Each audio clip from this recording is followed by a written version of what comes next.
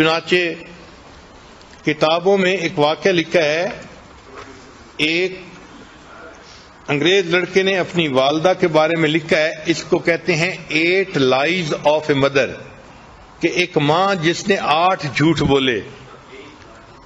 تو وہ لڑکا کہتا ہے کہ میرا والد بہت غریب تھا، وہ فوت ہو گیا تو میں اپنی مدر کے پاس رہنے لگا. اب مدر کا کوئی ذریعہ آمدنی نہیں تھا، تو ہمارے گھر میں کھانا جو پکتا تھا وہ بھی بہت تھوڑا ہوتا تھا، اور ہمیں بھوک لگی ہوتی تھی. اور جب کھانا پکتا تھا تو والدہ میری پلیٹ میں میرا حصہ ڈالتی اور اپنی پلیٹ میں اپنے لیے کھانا ڈالتی. پھر کھانے کے دوران جب میں اپنا کھانا ختم کرنے لگتا تو ماں محسوس کرتی کہ مجھے اور کھانے کی ضرورت ہے، تو وہ اپنی پلیٹ میں سے رائس میری پلیٹ میں ڈال دیتی تھی اور کہتی تھی کہ eat this rice son, I'm not hungry, کہ بیٹے تم یہ چاول کھا لو، مجھے اتنی بھوک نہیں ہے. وہ بچہ کہتا ہے کہ بعد میں بڑے ہو کے مجھے پتا چلا کہ میری ماں اس وقت جھوٹ بول رہی ہوتی تھی، بھوک اس کو بھی ہوتی تھی، لیکن وہ مجھے تسلی دینے کے لیے کہتی تھی کہ بچے تم کھا لو، مجھے بھوک نہیں لگی ہوئی. یہ میری ماں کا پہلا جھوٹ تھا. وہ کہتے ہیں کہ پھر چونکہ ہمیں کھانے میں کوئی اچھی نیوٹریشن نہیں ملتی تھی، تو جب ویکینڈ آتا تھا تو میری والدہ مجھے قریب میں ایک ریور تھا وہاں لے جاتی تھی، اور وہاں پہ ہم فشنگ کرتے تھے تاکہ اگر ہمیں کوئی فش مل جائے تو ہم اس فش کو گھر میں پکائیں اور کوالٹی فوڈ مل جائے. وہ کہتے ہیں کہ ایک دن میں نے 2 فشز پکڑی، ان کو لے کے جب گھر آئے تو میری والدہ نے ان کو کوک کیا اور مجھے کھانے کے لیے دونوں دے دیں.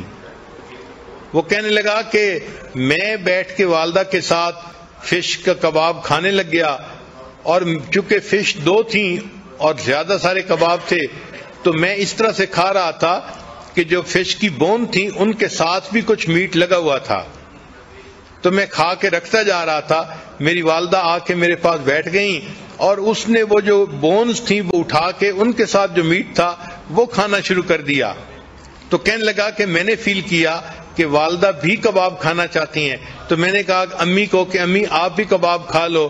تو میری ماں نے کہا کہ نہیں بیٹا، fish eat this fish son because I don't like it, میں فش کھانا اتنا پسند نہیں کرتی، تم فش کا کباب کھا لو.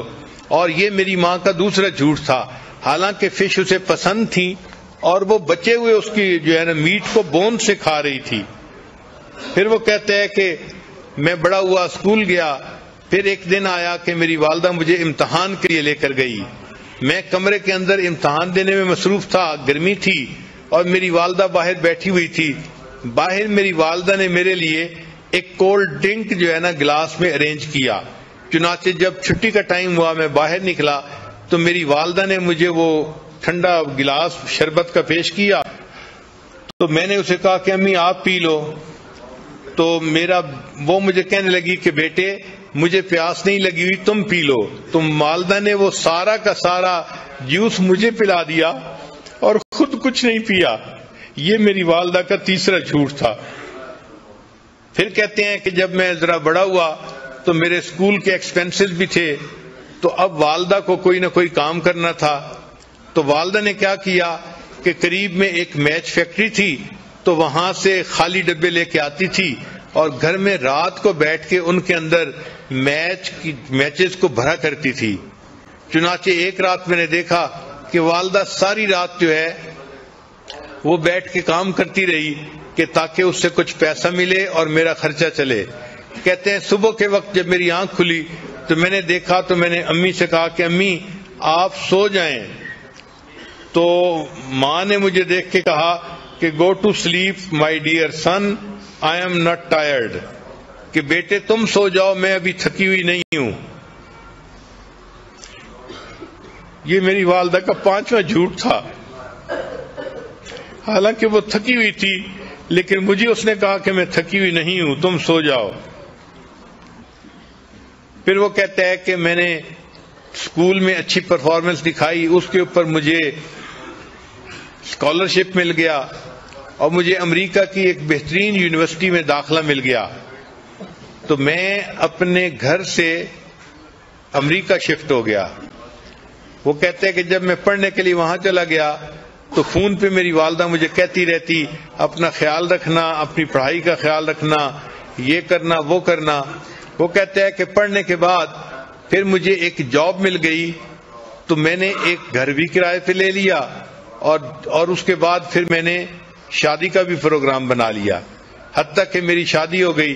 تو میں نے اپنی والدہ کو بتایا تو والدہ نے کہا کہ بیٹا تم اپنی بیوی کو خوش رکھنا اور اپنے گھر میں خوشی سے زندگی گزارنا۔ میں نے والدہ سے کہا کہ امی آپ یہاں آ جائیں، ہم میاں بیوی اکیلے ہیں، آپ ہمارے پاس آ کر رہیں، ہمیں آپ کی جو ہے وہ کمپنی بھی مل جائے گی اور میں آپ کے لیے اداس بھی ہوں۔ تو میری والدہ نے مجھے کہا کہ نہیں بیٹا، مجھے تو جو بڑے گھر ہوتے ہیں ان میں رہنا اچھا نہیں لگتا، میں اپنے اسی چھوٹے سے کرائے کے گھر میں زیادہ بہتر ہوں۔ یہ میری والدہ کا ساتواں جھوٹ تھا جو اس نے میرے ساتھ بولا۔ پھر میرے پاس چونکہ پے اچھی تھی تو میں چاہتا تھا کہ اپنی والدہ کو ہر مہینے کچھ نہ کچھ پیسے دے دیا کروں۔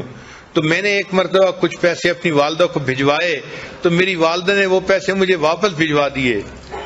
تو جب میں نے پوچھا کہ امی آپ نے پیسے واپس کیوں بھجوائے تو والدہ نے کہا کہ بیٹا میرے پاس انف منی تھی، مجھے اور پیسے کی ضرورت نہیں تھی۔ یہ میری والدہ کا جو ہے وہ ساتواں جھوٹ تھا جو اس نے میرے سامنے بولا۔ پھر کچھ ایسے دن گزرے کہ والدہ نے فون میں مجھ سے رابطہ نہیں کیا تو میں بھی پریشان تھا کہ 3-4 مہینے ہو گئے والدہ سے فون پہ کبھی تسلی سے بات نہیں ہوئی۔ کہنے لگے کہ پھر ایک دن ذرا میں نے جب زیادہ فون کیا تو مجھے پتا چلا کہ میری والدہ بیمار ہیں اور ہاسپٹلائز ہیں۔ وہ کہتے جب مجھے یہ پتا چلا تو میں ٹکٹ بنوا کے فوراً اپنے گھر آ گیا۔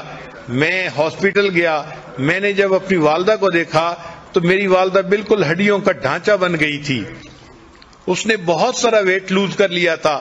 اور جب میں وہاں وارڈ کے اندر داخل ہوا تو جو نرس تھی اس نے مجھے بتایا کہ تمہاری والدہ کینسر کی مریضہ ہے، اس کو چیسٹ میں کینسر ہے اور اس کو بہت پین ہوتی ہے، تو تم اپنی والدہ کا ذرا خیال رکھنا۔ تو اس نے مجھے یہ انفارمیشن دے دی تھی۔ چنانچہ جب میں نے والدہ کو دیکھا کہ وہ اتنی کمزور ہو گئی ہیں اور اتنا ویٹ لوز کر لیا ہے تو میری آنکھوں میں سے آنسو آ گئے، میں نے رونا شروع کر دیا۔ تو والدہ نے مجھے روتے دیکھ کر کہا کہ بیٹے don't cry, I'm not in pain, کہ بیٹے تم رو نہیں، مجھے کوئی درد محسوس نہیں ہو رہی۔ وہ کہتے ہیں کہ یہ 8واں جھوٹ تھا جو والدہ نے میرے سامنے بولا، اور پھر میری آنکھوں کے سامنے والدہ نے آخری ہچکی لی اور وہ فوت ہو گئی۔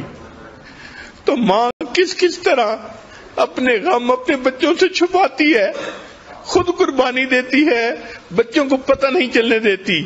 یہ وہ محبت ہے جو اللہ نے ماں کے دل میں اولاد کی ڈال دی ہے۔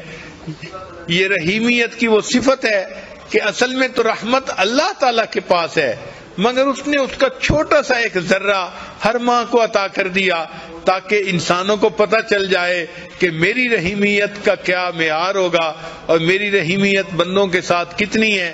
وہ اپنی ماں سے کو دیکھ کے سمجھیں کہ اللہ اپنے بندوں سے کتنا پیار کرنے والا ہے۔